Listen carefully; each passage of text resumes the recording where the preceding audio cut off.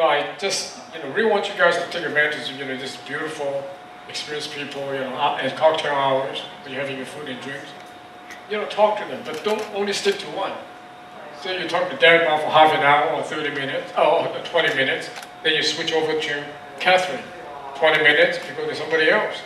So that you could get a variety of people to talk to learn from, and to exchange reports with. Is that okay? Because oftentimes, I see that you guys just stick to one or two guys for the whole evening, 2 hours. That's not good, is it? We want you to spread out and talk to more people. I was talking to a young lady, from Northeastern University in Boston. Mandy, right? She's from Mandy. Actually, I have some overseas students here tonight. And Jessica and Andy, from Beijing, just came back, from a conference or something, doing, startup, social enterprise startup work. No. Congratulations. So, you are just a white sheet of paper.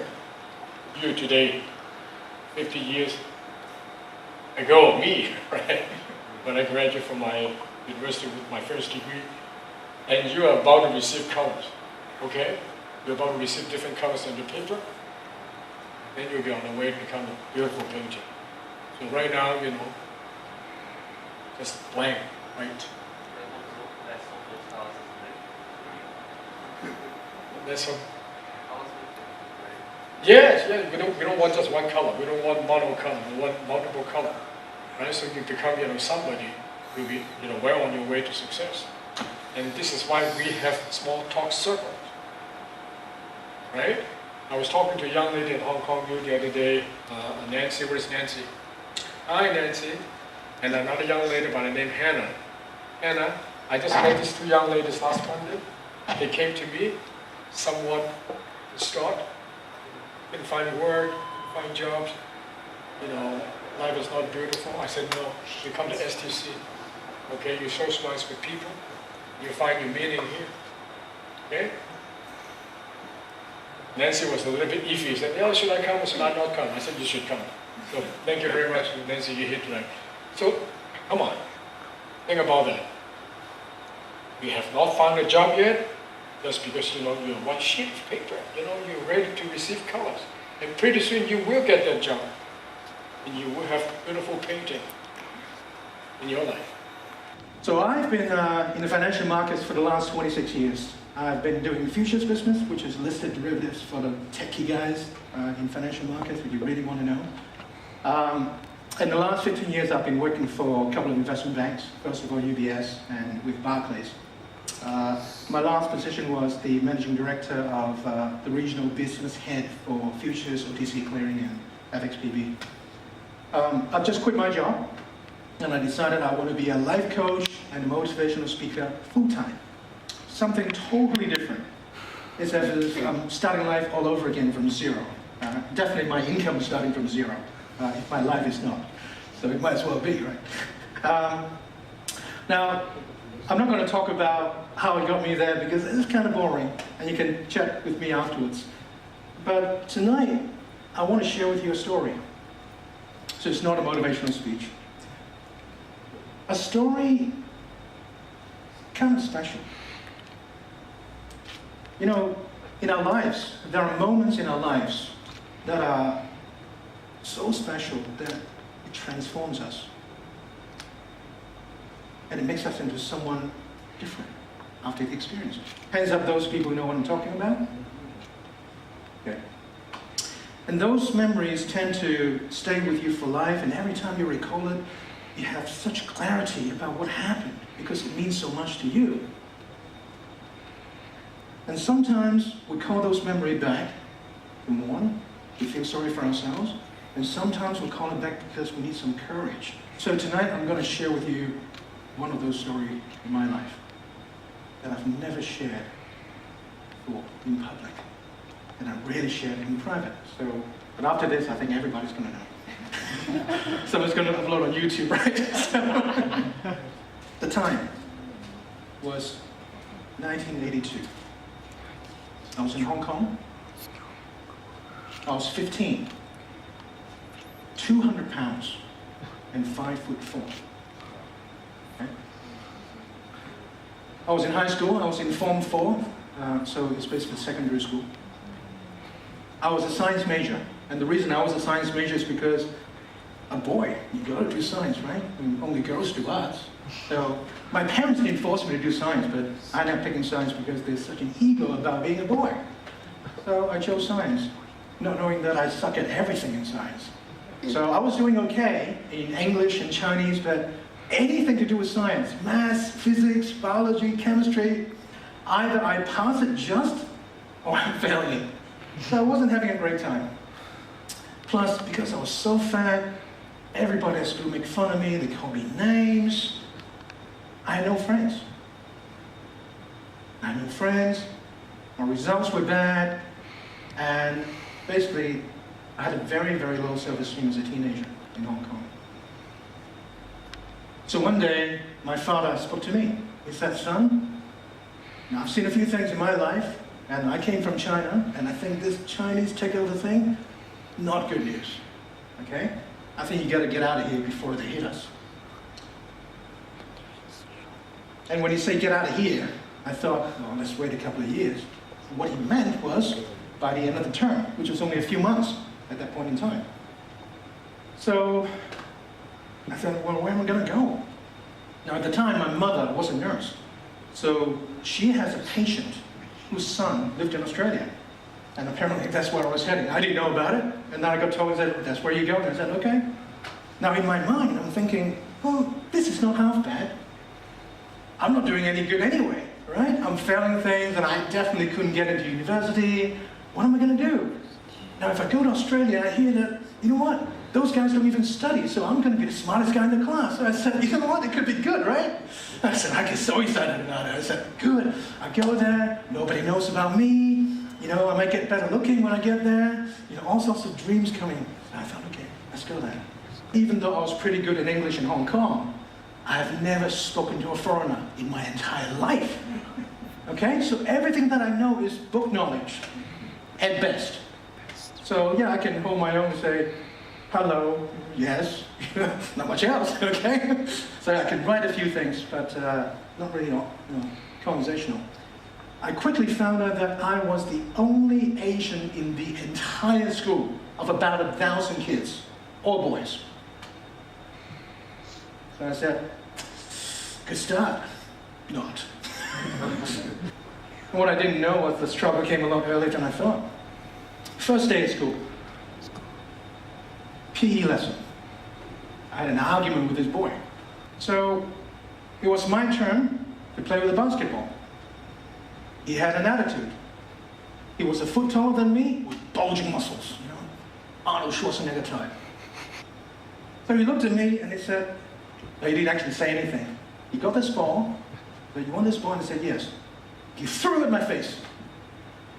Bang! Right on. I fell back, I fell on the ground, my glasses was on the floor, wasn't broken. I had no idea what came over me, or what hit me. When I regained my composure, and I know what was happening, meaning this guy wanted to pick a fight, I picked up my glasses, I put it on, I stood up, and I charged him. I pushed him, I tried to push him. Well, you probably know that I didn't push him too far, because it's so big, right? So we got into a bit of a punching match. And guess what? I lost. No surprise there. I had a black eye. The kids were cheering, saying, yeah, fight, fight, fight. And I said, you guys are just, okay, again, I'm the only Chinese guy. Pick on me, right? Before he left, he said, go home, chink. Grit his teeth. And then he spit on me.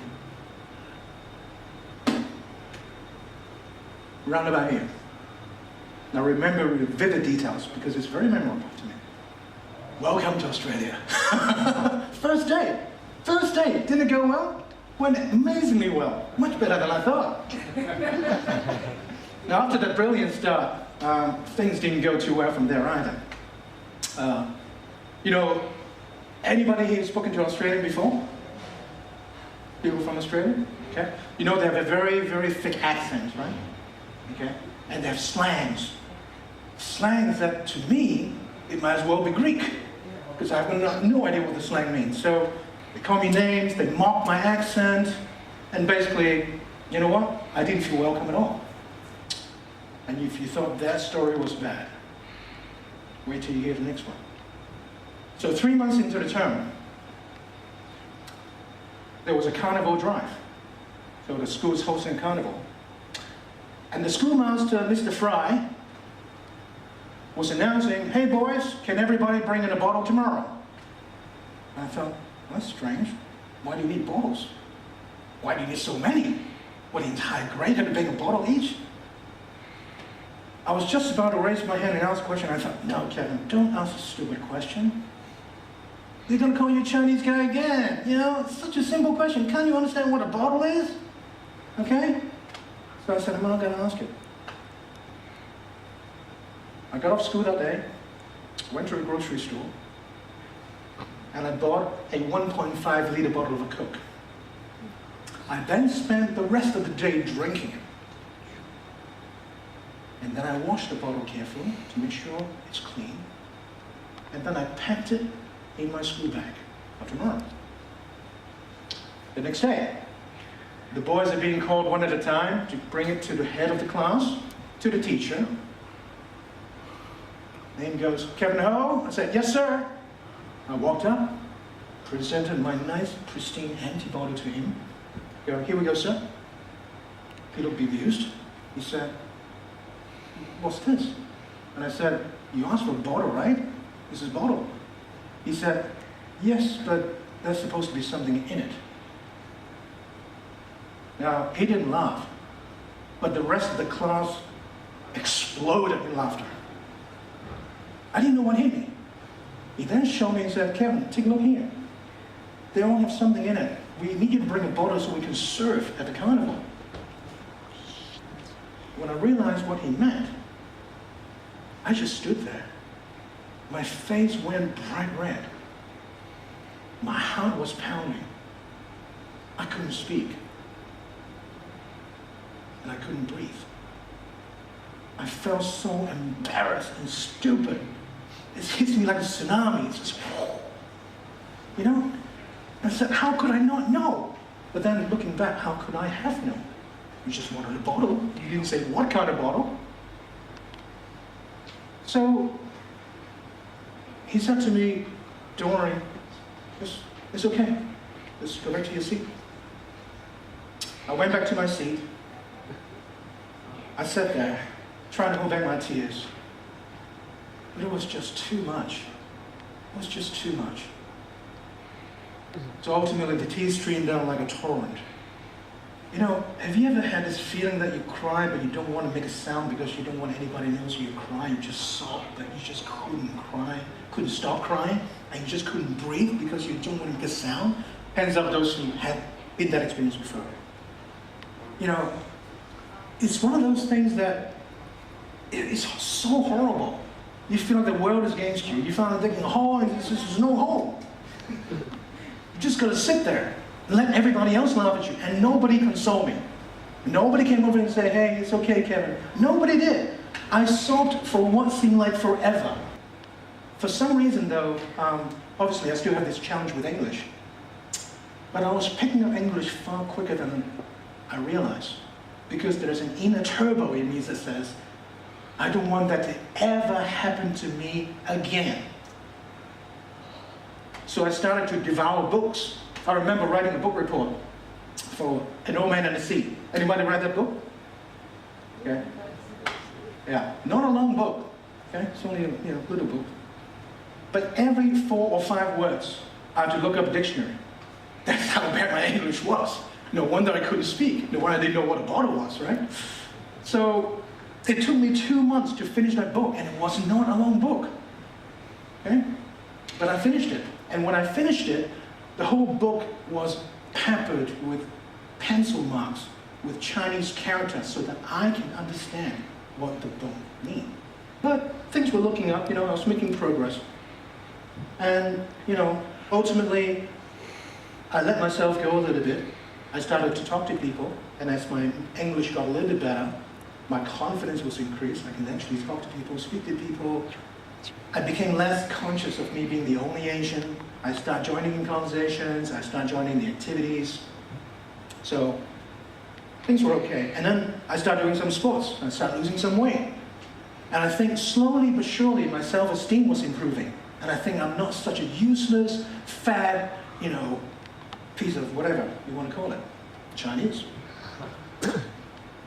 So fast forward 2 years, and this is the last semester in my year 12. And after that I will graduate and I'll go to university. In that semester, during the English class, there was an assignment. And the assignment was you have to pick a paragraph from a Shakespeare play, recite it, and then give an appraisal in front of the class. And when they called my name, I went up to the head of the classroom, and rather than reading it out, I decided to act it out. No opposition, I say. So there was this line that started with that, and I was banging the blackboard. And then I was pointing to people, and I was getting in front of them, and everyone was going. So at that time, we didn't have the what the kind of, otherwise they would have said what. So everyone was silent, and I think they were doing in shock that I was doing that, right? I was the only guy who was doing that, and I was the only Chinese as well. Go figure that. But I didn't even notice they were having that kind of response because I was so into my character. I was melted into the character. I was the character, right? And so I didn't even notice the presence. After that, I gave my appraisal. And then the teacher looked at me. She stood up and gave me a standing ovation. And then some of the classmates followed suit.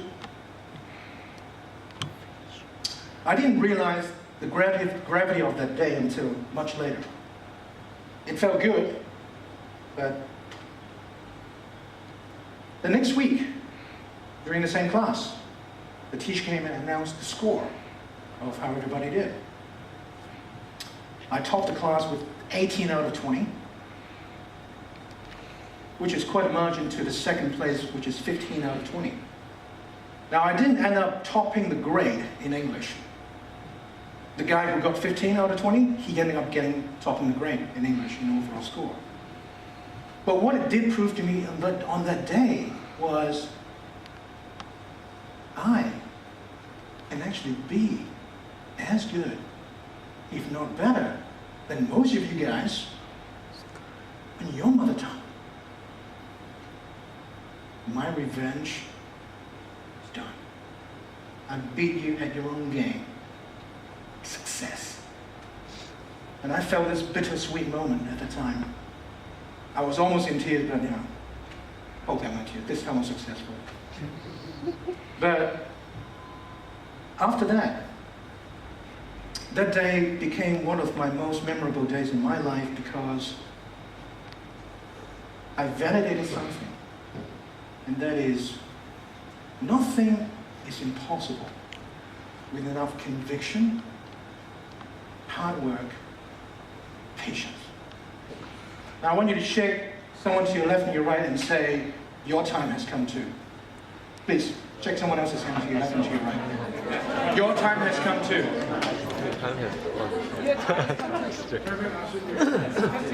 Your time has come too. So that's the story. Thank you very much for listening.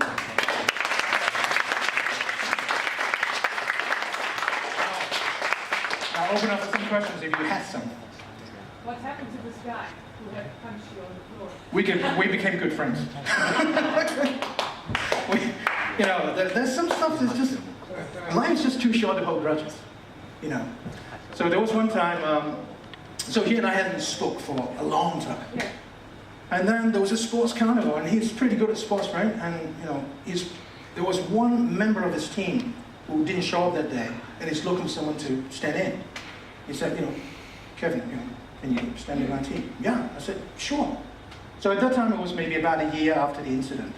And I had collected enough confidence to say, hey, I'm just me, and I'm improving. I'm not that fat anymore. I can actually move. This is kind of. So yeah, we actually became good friends. But there are so many things in our lives that, if you look back and some of the things that happened to you, there are some very juicy lessons that you can learn from it if you extract those essence, because you've suffered the consequences. You might as well get the juice out of it and make sure you can use that to tackle your next challenge, because there's not going to be that many challenges that actually would just go, whoa, I can't handle it. And of those that do, that you survived, obviously didn't kill you, because you're still here. You're not dead. So if you're not dead, it made you stronger, right? And therefore you can always say, well, I survived that. What's this? Is it going to kill me? If it's not going to kill me, I'm just going to go there and do it, right? So tonight is actually my first attempt at storytelling. So I was in LA last week, getting trained by Les Brown, the motivational speaker, to be a motivational speaker. And then 2 days ago, I attended a session by a guy called David Young, who runs an organization called Hong Kong Stories. And he has all these people that's go in and actually get them trained to tell a story. And he told us a lot of skills and techniques about how to tell a story. I thought that was so cool. And he said, the qualifying criteria for telling a story, in order to perform is, 1, it's got to be a true story. 2, you've got to be the first person character. And 3, you must not have any nooks. And I thought, you know what, that's interesting. I'm going to have a try. And I thought, I'm going to try it tomorrow. So you're my first audience. I'm so thankful for you being so attentive. And thank you for your support. I'm grateful for you. Thank you. Thank you.